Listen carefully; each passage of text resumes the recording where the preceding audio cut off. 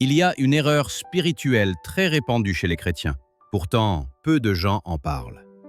Une erreur subtile, silencieuse, mais extrêmement dangereuse pour ta vie spirituelle. Cette erreur, c'est de chercher des signes au lieu de chercher Dieu lui-même. Si tu es souvent en attente d'un signe, d'une confirmation visible, d'un rêve spectaculaire ou d'un événement surnaturel avant d'obéir à Dieu, alors ce message est pour toi. Reste jusqu'à la fin, car ce que tu vas entendre peut transformer profondément ta relation avec Dieu. Beaucoup de chrétiens disent « Seigneur, si c'est vraiment toi, montre-moi un signe. Seigneur, si c'est ta volonté, fais que ceci arrive. Seigneur, si tu veux que je fasse ce choix, donne-moi une confirmation. » En apparence, cela semble spirituel, mais en réalité, cela révèle souvent un manque de confiance et une dépendance excessive aux signes au lieu de la foi. La Bible nous montre clairement que Dieu peut donner des signes, oui, mais Dieu ne veut jamais que notre foi dépende uniquement des signes. Jésus lui-même a dit dans Matthieu 12:39, « Une génération méchante et adultère demande un signe. » Pourquoi Jésus a-t-il dit cela? Parce qu'une foi basée uniquement sur les signes est une foi instable. Aujourd'hui tu crois, demain tu doutes. Aujourd'hui tu avances, demain tu recules. Le vrai danger, c'est que lorsque tu cherches constamment des signes, tu retardes ton obéissance. Tu repousses ce que Dieu t'a déjà dit clairement. Tu attends encore et encore, alors que Dieu t'a déjà parlé à travers sa parole, à travers la paix intérieure, à travers la conviction du Saint-Esprit.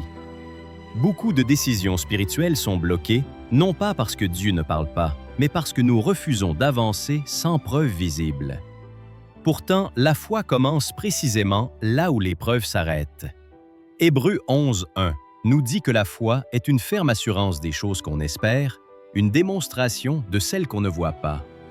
Quand tu demandes toujours un signe, tu dis inconsciemment à Dieu « Je ne te fais pas encore totalement confiance ».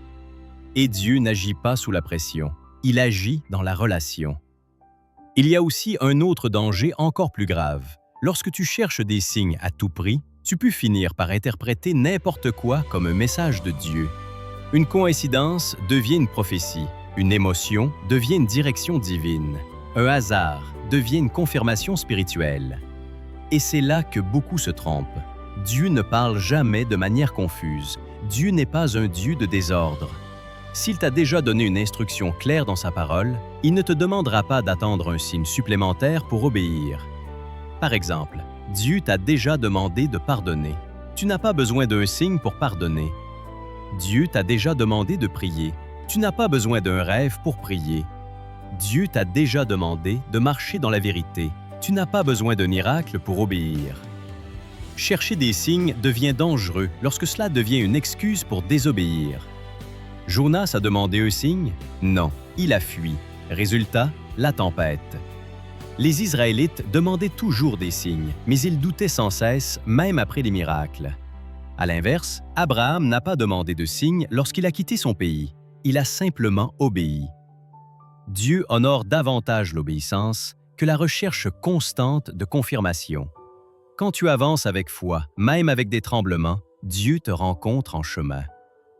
Il y a une vérité que tu dois entendre aujourd'hui. Dieu ne te doit pas des signes. Il t'a déjà donné sa parole. Et sa parole est suffisante pour marcher, décider, avancer et grandir. Cela ne veut pas dire que Dieu ne parle plus. Cela veut dire qu'il parle souvent plus simplement que ce que nous attendons. Parfois, Dieu parle par une paix profonde. Parfois, Dieu parle par un malaise intérieur. Parfois, Dieu parle par un rappel biblique. Parfois, Dieu parle par le silence, pour t'apprendre à lui faire confiance.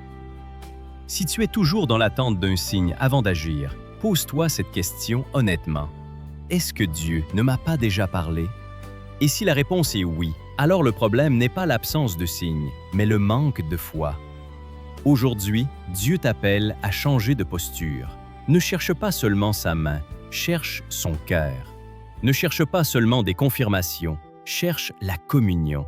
Ne cherche pas seulement des signes visibles, cherche une relation profonde. Parce que plus tu marches avec Dieu, moins tu as besoin de signes. Et plus tu lui fais confiance, plus sa voix devient claire. Si cette parole t'a touché, abonne-toi à Lumière de foi, aime cette vidéo et écris en commentaire « Seigneur, je te fais confiance ». Et dans le prochain épisode, nous verrons une autre erreur spirituelle très répandue qui empêche beaucoup de chrétiens d'avancer, confondre émotion et direction divine. Que Dieu te bénisse et t'apprenne à marcher par la foi et non par la vue.